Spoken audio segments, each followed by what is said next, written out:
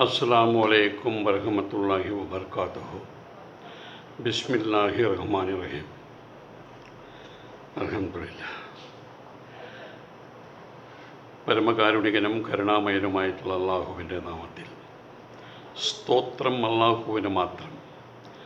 അവൻ സർവ്വലോക പരിപാലകൻ, പരമകാരുണികൻ, കരുണാമയൻ, പ്രതിഫല ദിനത്തിൻ്റെ നാഥൻ. നിനക്ക് മാത്രം ഞങ്ങൾ ഇബാദത്ത് ചെയ്യുന്നു, നിന്നോട് മാത്രം ഞങ്ങൾ സഹായം അഭ്യർത്ഥിക്കുന്നു.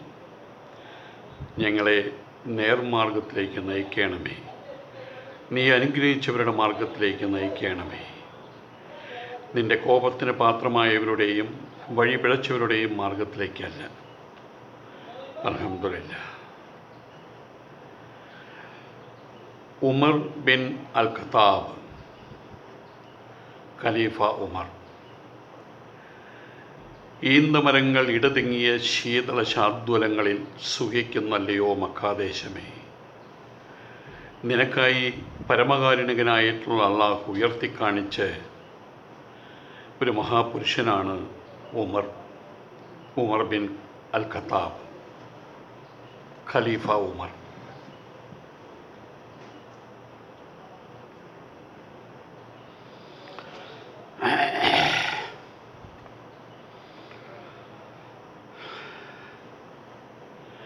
ഉദാത്തമായിട്ടുള്ള ആദർശം അത് വെറുതെ ഒരാൾക്കുണ്ടാവില്ല. അതിന് ഔന്നത്യബോധം അത്യന്താപേക്ഷിതമാണ്. അതിലപ്പുറമാണ് ആത്മാർത്ഥത.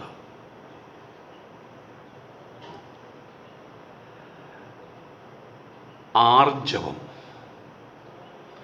ഉള്ളിൽ തോന്നിയ കാര്യങ്ങൾ അതായിരിക്കും അയാളുടെ വാക്കുകൾ, അത് തന്നെയായിരിക്കും അയാളുടെ പ്രവൃത്തിയും. അതാണ് സത്യസന്ധത അഥവാ ആർജവം. അതോടൊപ്പം ത്യാഗബുദ്ധി. ഏതൊരു കാര്യം ചെയ്യുമ്പോഴും ആ കാര്യത്തിൽ പരിപൂർണമായിട്ട് മനസ്സിനെ അർപ്പിക്കണമെങ്കിൽ ഞാനിത് ചെയ്യുന്നത് എന്തിനു വേണ്ടിയിട്ടാണ്? ഞാനിത് ചെയ്യാൻ വേണ്ടിയിട്ടാണ്. എനിക്ക് വിധിച്ച കർമ്മമാണ്, എൻ്റെ ധർമ്മമാണ്, ധർമ്മപ്രകാരമുള്ള കർമ്മമാണ്. അത് ചെയ്യാനുള്ള ബാധ്യത എനിക്കുണ്ട്, ചുമതല എനിക്കുണ്ട്. അതിന് നിയോഗിക്കപ്പെട്ടവനാണ് ഞാൻ എന്നൊരു ബോധമുണ്ടാകുമ്പോൾ മാത്രമാണ് ഒരാൾക്ക് ത്യാഗബുദ്ധി ഉണ്ടാകുക. സ്വാർത്ഥത ഏതുമില്ലാത്ത സമർപ്പണ സന്നദ്ധതയുണ്ടാകുക. താൻ ചെയ്യുന്ന കർമ്മങ്ങൾ, ആ കർമ്മങ്ങളുടെ ഫലം അത് ഇന്ന് കിട്ടുമോ നാളെ കിട്ടുമോ എന്നുള്ള ചിന്ത അയാളുടെ ആ കർമ്മത്തിൻ്റെ പൂർത്തീകരണത്തിന് ലംഘനമായിട്ട് നിൽക്കും. ഇതിൻ്റെ ഫലം എപ്പോൾ കിട്ടുമോ, എന്തായിരിക്കും ആ ഫലം എന്നുള്ള ചിന്തയില്ലാതെ ഇത് ഞാൻ ചെയ്യേണ്ടുന്ന കർമ്മമാണ്, ഐശ്വര്യപൂർണമായിട്ടുള്ള കർമ്മമാണ്, ഈശ്വരീയമായിട്ടുള്ള കർമ്മമാണ് എന്നുള്ള ഭാവനയോടുകൂടി ചെയ്യുന്ന സമയത്ത് അറിയാതെ വന്ന് കയറുന്നതാണ് ത്യാഗബുദ്ധി. അറിയാതെ വന്ന് കയറുന്നതാണ് നിസ്വാർത്ഥത. അറിയാതെ വന്ന അയാളുടെ അന്തരംഗത്തിൽ കുടികൊള്ളുന്നതാണ് സമർപ്പണ സന്നദ്ധത. ഇതിനെല്ലാം വേണ്ടുന്നത് ഉറച്ച മനസ്സ്, അചഞ്ചലമായിട്ടുള്ള മനസ്സ്, തൻ്റെ ലക്ഷ്യം കൃത്യമായിട്ട് അറിയാനുള്ള ശേഷി, അതിനുള്ള ബുദ്ധി. ഇതെല്ലാം കൂടി വരുമ്പോണ്ടാകുന്ന ഒരു ആധ്യാത്മികമായിട്ടുള്ള കരുത്ത്, ഒരു ചങ്കൂറ്റം. അവിടെ ഉണർന്നു വരുന്ന മറ്റൊന്നുണ്ട്. താൻ ചെയ്യുന്ന കർമ്മം അത് തനിക്ക് എതിരായിട്ട് വരുമോ, തന്നെ ആരെങ്കിലുമൊക്കെ ചീത്ത പറയുമോ, തൻ്റെ വഴി ആരെങ്കിലും തൻ്റെ വഴിയിൽ തടസ്സം സൃഷ്ടിക്കുമോ, ഞാൻ ഈ കാര്യത്തിൽ ഇറങ്ങി തിരിച്ചു എന്നുള്ളത് സത്യമാണ്, പക്ഷേ ഞാൻ ഇങ്ങനെയൊന്നും കരുതിയില്ല എന്ന് പറഞ്ഞ് പിന്മാറുന്ന ആളുകളുണ്ട്. ഞാനിതാ ഒരു കർമ്മം ചെയ്യാൻ പോവുകയാണ്, ദൈവമേ തടസ്സമൊന്നും വരാതിരിക്കണേ. അദ്ദേഹത്തിൻ്റെ ചിന്ത കർമ്മം ചെയ്യുന്നതിലല്ല, കർമ്മത്തിൽ തടസ്സം വരുമോ വരാതിരിക്കുമോ, ഇനി കർമ്മമെല്ലാം ചെയ്തു കഴിഞ്ഞാൽ എൻ്റെ ഫലം കൃത്യമായിട്ട് കിട്ടുമോ, എന്ന് കിട്ടും, എപ്പോൾ കിട്ടും, ഇതൊക്കെയാണ് അയാളുടെ ഉള്ളിൽ വന്ന് നിറയുന്നതെങ്കിൽ അയാൾ കർമ്മത്തെക്കുറിച്ച് ഭീതിയുള്ളവനാണ്, കർമ്മത്തെക്കുറിച്ച് ഭയമുള്ളവനാണ്. അയാൾക്ക് കൃത്യമായിട്ടുള്ള ലക്ഷ്യമില്ല. കർമ്മം ചെയ്യുക അതാണ് തൻ്റെ ലക്ഷ്യം, കർമ്മഫലമല്ല തൻ്റെ ലക്ഷ്യം എന്നുള്ള ബോധമില്ലായ്മ അയാളുടെ മനസ്സിനെ ചഞ്ചലപ്പെടുത്തും. മാർഗത്തെക്കുറിച്ചുള്ള വ്യക്തമായിട്ടുള്ള ധാരണയില്ലാതെ വരും. മാർഗത്തെക്കുറിച്ചുള്ള ചിന്തകൾ മാത്രമേ അയാൾക്കുണ്ടാകുക. ഏത് മാർഗത്തിലൂടെ ചരിച്ചാലാണ് യാതൊരു വിധത്തിലുള്ള പ്രശ്നവുമില്ലാതെ എനിക്കിത് ചെയ്ത് പരിപൂർത്തി വരുത്താൻ കഴിയുക, ആ ചിന്ത മാത്രമാണ് ഉണ്ടാകുക. മാർഗത്തെക്കുറിച്ച് ചിന്തിച്ച് അദ്ദേഹത്തിന് നിമിഷങ്ങളെ തള്ളി നീക്കും, നാഴികകളെ തള്ളി നീക്കും, വിനാഴികകളെ തള്ളി നീക്കും, ദിവസങ്ങളെ തള്ളി നീക്കും, അയാളുടെ ജീവിതത്തെ മുഴുവൻ അയാൾ തള്ളി നീക്കും.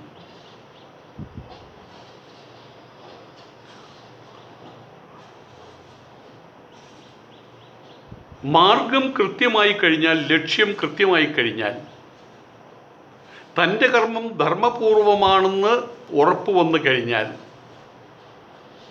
പിന്നെ അതിൻ്റെ മുൻപിൽ തടസ്സങ്ങളുണ്ടെങ്കിലും അയാളെ സംബന്ധിച്ചിടത്തോളം അതൊന്നും തടസ്സമായിരിക്കില്ല. അവിടെ രക്തവും മാംസവും മജ്ജയും തൻ്റെ ജീവനും പോലും നിസ്സാരമായിരിക്കും അയാൾക്ക്. വൈയക്തികമായിട്ടുള്ള വിചാരങ്ങൾ, അവനവനിൽ കേന്ദ്രീകൃതമായിട്ടുള്ള ചിന്താ പദ്ധതികൾ, അത് അയാൾക്ക് അവഗണിക്കാൻ കഴിയും. അങ്ങനൊരു ചിന്തയേ വരുന്നില്ല. ചിന്ത വരുമ്പോഴല്ലേ അവഗണിക്കാനുള്ള താല്പര്യമുണ്ടാകുന്നത്, അതിനുള്ള വ്യയം ചെലവഴിക്കേണ്ടി വരുന്നത്. അങ്ങനൊരു ചിന്തയേ വരുന്നില്ല. കുടുംബ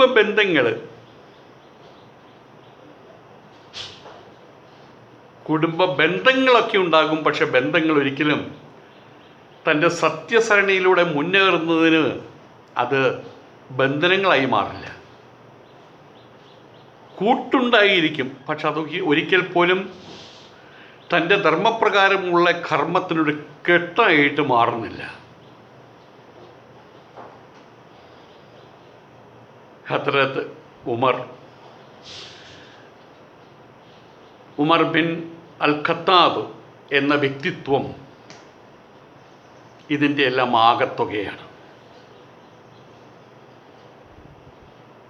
ഈ പറഞ്ഞ ഔന്നിത്യബോധത്തിൻ്റെയും ആത്മാർത്ഥതയുടെയും ത്യാഗബുദ്ധിയുടെയും നിസ്വാർത്ഥമായിട്ടുള്ള സമർപ്പണ സന്നദ്ധതയുടെയും അതിലുപരി ചങ്കൂറ്റത്തിൻ്റെയും കരുത്തിൻ്റെയും നിർഭീതിയുടെയും പ്രതീകമായിരുന്നു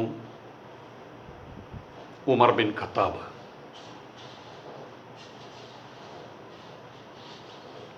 സുഹൈൽ ബിൻ അമ്ര ഒരുപാട് സംസാരിക്കുന്ന ഒരാളാണ്, വാചാലനാണ്, പ്രവാചകൻ്റെ അടുത്ത ആളാണ്. പ്രവാചകൻ്റെ അടുത്ത ആളെന്ന് വെച്ചാൽ പ്രവാചകൻ മാത്രമേ അദ്ദേഹത്തിൻ്റെ മനസ്സിലുള്ളൂ.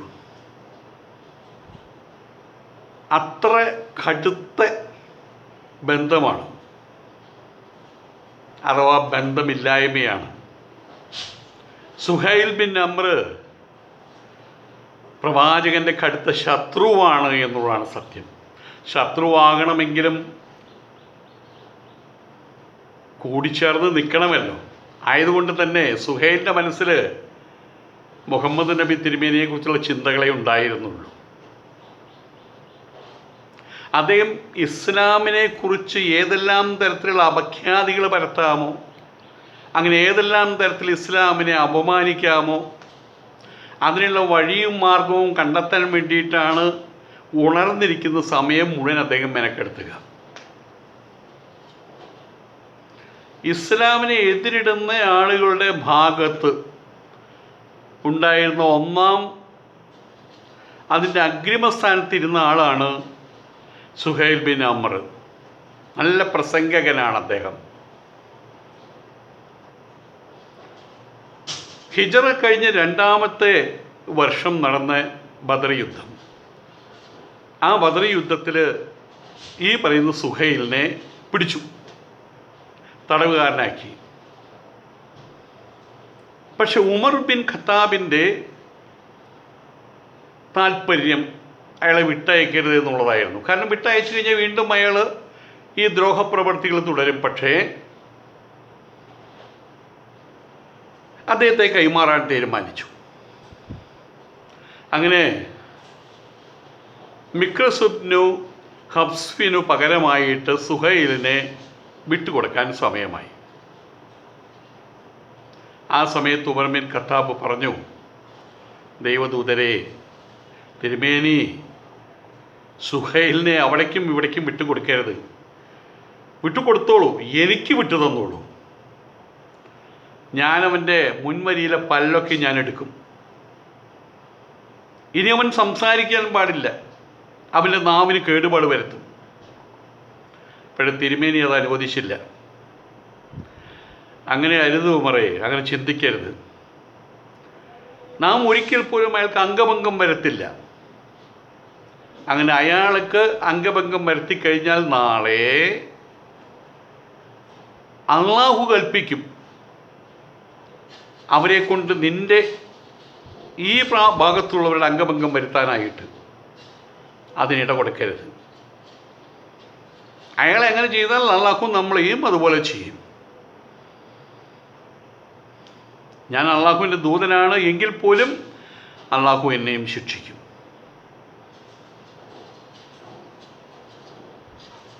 പ്രവാചകനോട് വലിയ സ്നേഹമായിരുന്നു, അടുപ്പമായിരുന്നു, ഭക്തിയായിരുന്നു. അദ്ദേഹത്തെ സംബന്ധിച്ചിടത്തോളം, ഉമറിനെ സംബന്ധിച്ചിടത്തോളം അള്ളാഹു കഴിഞ്ഞാൽ പിന്നെ കാണപ്പെടുന്ന അദ്ദേഹത്തിൻ്റെ ഗുരു, അദ്ദേഹത്തിൻ്റെ സർവവുമായിരുന്നു പ്രവാചകനായിട്ടുള്ള നബി തിരുമേനി. വലിയ ആദരവുണ്ടായിരുന്നു, കടുത്ത സ്നേഹമായിരുന്നു. അങ്ങനെയാണെങ്കിൽ പോലും മദീനയിലെ ദൈനംദിന വൃത്തികളിൽ എന്തെന്തെല്ലാം കാര്യങ്ങൾ ചെയ്യണം, എന്തെന്തെല്ലാം കാര്യങ്ങൾ ചെയ്യാതിരിക്കണം, ഏതാണ് നല്ലത്, മദീനയ്ക്ക് നല്ലത്, അഥവാ ഇസ്ലാമിനും മുസ്ലിങ്ങൾക്കും നല്ലത്,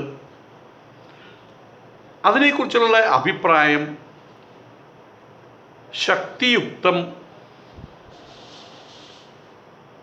അദ്ദേഹം നബി തിരുമേനിയുടെ മുമ്പിൽ അവതരിപ്പിച്ചു പോന്നിരുന്നു. അദ്ദേഹത്തിൻ്റെ കാഴ്ചപ്പാടുകൾ പലപ്പോഴും ഇനിയും മറ്റുള്ളവർക്ക് ബോധിച്ചെടുക്കാൻ കഴിയാത്ത ചില യാഥാർത്ഥ്യങ്ങളെ തുറന്നു കാണിക്കുന്നവയായിരുന്നു. ആയതുകൊണ്ട് തന്നെ അതൊക്കെ അങ്ങനെയാണെങ്കിൽ ശരിയാണല്ലോ എന്ന് പലപ്പോഴും ഉമറിൻ്റെ അഭിപ്രായത്തെ മറ്റുള്ളവരെല്ലാവരും പെട്ടെന്ന് തന്നെ മാനിച്ചിരുന്നു. ആയാസം കൂടാതെ അതിനെ അംഗീകരിക്കുകയും ചെയ്തിരുന്നു. പക്ഷെ പലപ്പോഴും ഉമറിൻ്റെ പല അഭിപ്രായങ്ങളും തീവ്രമായിരുന്നു. അതിന് കാരണമുണ്ട്. ഒന്ന്, അദ്ദേഹത്തിൻ്റെ അന്തരംഗത്തിൻ്റെ സ്വഭാവമാണല്ലോ പ്രവർത്തിക്കുന്നത്. രണ്ടാമത്, ഇസ്ലാമിനോടും ഇസ്ലാമിനെ പിന്തുടരുന്ന മുസ്ലിങ്ങളോടുമുള്ള ഉൾക്കടവും തീവ്രവുമായിട്ടുള്ള താല്പര്യം. മൂന്നാമത്, ഇനിയും മക്കയിലുള്ള ഇവരുടെ എതിരാളികൾ പല രൂപത്തിലും പല ഭാവത്തിലും ഇവിടേക്ക് വരും, അത് അപകടത്തെ വിളിച്ചു വരുത്തും എന്നുള്ള ബോധ്യം. ആയതുകൊണ്ട് പലപ്പോഴും ശത്രുക്കളോട് അതിതീവ്രമായിട്ടുള്ള നിലപാടുകളാണ് ഉമർ കാത്തു സൂക്ഷിച്ചിരുന്നത്. പക്ഷെ അതെല്ലാം അതേപോലെ അംഗീകരിക്കാൻ നബി തിരുമേനിക്ക് കഴിയുമായിരുന്നില്ല. പലപ്പോഴും അദ്ദേഹത്തിൻ്റെ കൂട്ടാളികളായിട്ടുള്ള മറ്റുള്ളവർക്ക്, അബൂബക്കറിനെ പോലുള്ളവർക്ക് കഴിയുമായിരുന്നില്ല.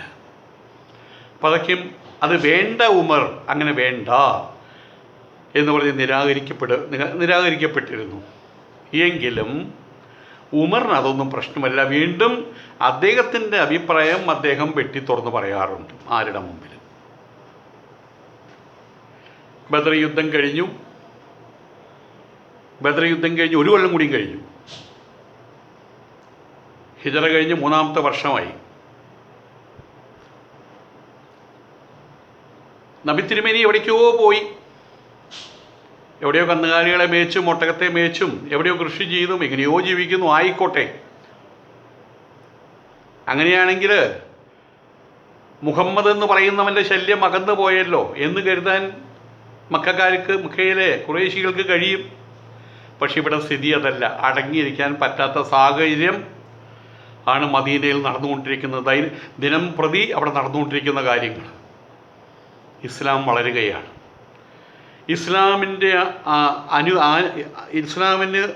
ഇസ്ലാമിനെ ആശ്ലേഷിച്ചവരുടെ എണ്ണം പെരുകുകയാണ്. മദീന കേന്ദ്രമാക്കി ഒരു ഇസ്ലാമിക രാഷ്ട്രം ഉയർന്നു വരികയാണ്. ആയതുകൊണ്ട് തന്നെ ഇസ്ലാമിൻ്റെ പ്രതിയോഗികൾക്ക് നാട്ടുകാരുടെ ഭാഷയിൽ പറഞ്ഞാൽ മിണ്ടാതിരിക്കാനും ഉരിയാടാതിരിക്കാനും കഴിയില്ല. ഇസ്ലാമിൻ്റെ വളർച്ച, നബി തിരുമേനിയുടെ വളർച്ച, മുസ്ലിങ്ങളുടെ ബാഹുല്യം, അതിൻ്റെ വളർവ് എല്ലാം ഇവർക്ക് അവരുടെ മനസ്സിനെ വല്ലാതെ അലട്ടിക്കൊണ്ടിരുന്നിരുന്നു. ആയതുകൊണ്ട് അവർ പ്രതികാരത്തിന് ഒരുങ്ങി. വീണ്ടും അവർ സമരത്തിന് വേണ്ടിയിട്ട് വലിയ പട കൂട്ടാൻ വേണ്ടി ഉള്ള സ്വത്തുമുള്ള അതിനു വേണ്ടി ചെലവഴിച്ചു. ഒരുപാട് ആയുധങ്ങൾ വാരിക്കൂട്ടി. ഒരുപാട് ഒട്ടകങ്ങളെ സമ്പാദിച്ചു, കുതിരകളെ സമ്പാദിച്ചു. അങ്ങനെ സമരസജ്ജരായി നല്ലൊരു സൈന്യത്തെ സംഘടിപ്പിച്ച് വീണ്ടും മക്കയിലേക്ക് ബദറിന് ശേഷം, ബദറിൽ നല്ലൊരു തിരിച്ചടി കിട്ടിയതാണ്. വീണ്ടും സമരസജ്ജരായിട്ട് ഒരു കാര്യവുമില്ലാതെ മുഹമ്മദ് അവന് ശത്രുവായിരിക്കാം, അവൻ എവിടെയോ പോയിട്ട് എങ്ങനെയോ ജീവിച്ചോട്ടെ എന്ന് വയ്ക്കാതെ മുഹമ്മദിൻ്റെ നിഴലിനെ പോലും, അവരെ സംബന്ധിച്ചിടത്തോളം മുഹമ്മദ് എന്ന് പറയുന്ന ദുഷ്ടൻ്റെ നിഴലിനെ പോലും ഒരു ഭയപ്പെടുകയാണ് ചെയ്തത്. ആ പേരിനെ പോലും. നബി തിരുമേനിയുടെ വളർച്ച അവർക്ക് അത്രമാത്രം അലോസരമുണ്ടാക്കി വെച്ചു എന്ന് സാരം. ഏതായാലും ഇവർ സമരസന്നദ്ധരായിട്ട് പുറപ്പെട്ടു, അഥവാ പുറപ്പെട്ടു എന്നുള്ള കാര്യം നേരത്തെ തന്നെ മദീനയിൽ ആ വിവരം എത്തിയിരുന്നു. മുസ്ലിങ്ങളത് അറിഞ്ഞിരുന്നു. അതിനെ തടയാനുള്ള മാർഗങ്ങളെക്കുറിച്ച് അവർ ചിന്തിച്ചിരുന്നു. ഏതായാലും മദീനയിലേക്ക് അവരെ കയറ്റരുത്. അത് വളർന്നു വരുന്നൊരു നഗരമാണ്. അതിനെ നശിപ്പിക്കാൻ ശത്രുക്കൾ അനുവദിക്കരുത്. അതവർ തീർച്ചപ്പെടുത്തി. ആയതുകൊണ്ട് തന്നെ പോരാട്ടം മദീന നഗരത്തിന് പുറത്ത് വെച്ചിട്ടാകാം. അത് മദീനയ്ക്ക് ഗുണം ചെയ്യും. അതാണ് നബി തിരുമേനിയുടെയും സ്വഹാബികളുടെയും അഭിപ്രായം. അബൂബക്കറും ഈ വീക്ഷണക്കാരനായിരുന്നു. ഇനി ഉമറിൻ്റെ അഭിപ്രായവും അതുതന്നെയായിരുന്നു. അവസാനം അങ്ങനെയാകട്ടെ എന്ന് തീരുമാനിച്ചു. ഇവിടെയും എല്ലാവരും ഒരുങ്ങി. അവർ കഴിയാവുന്ന അത്രയും വലുപ്പമുള്ള സേനയുണ്ടാക്കി അവരും ഒരുങ്ങി പുറപ്പെട്ടു. അങ്ങനെയാണ് ഊഹദിലെത്തുന്നത്. ഇസ്ലാമിക സേന ഊഹദിലെത്തി. അവിടെ 3000-ൽ പരം വരുന്ന ശത്രുക്കളാണ് അവിടെ വന്നിരുന്നത്. അതേ സമയത്ത് മുസ്ലിം സൈന്യത്തിൻ്റെ അംഗസംഖ്യ 300-ൽ താഴെയായിരുന്നു. 700-ൽ താഴെയായിരുന്നു. 700-ൽ മേലെയായിരുന്നില്ല. ഒരു ഭാഗത്ത് 700 പേരും മറ്റേ ഭാഗത്ത് 3000 പേരും. അതിൻ്റെ ആരംഭഘട്ടത്തിൽ വിജയത്തോടടുത്താണ്. ഉഹദ് യുദ്ധത്തിൽ വിജയത്തോടടുത്തതാണ് മുസ്ലിങ്ങൾ. ശത്രുക്കളൊക്കെ പിന്തിരിഞ്ഞോടിയതാണ്.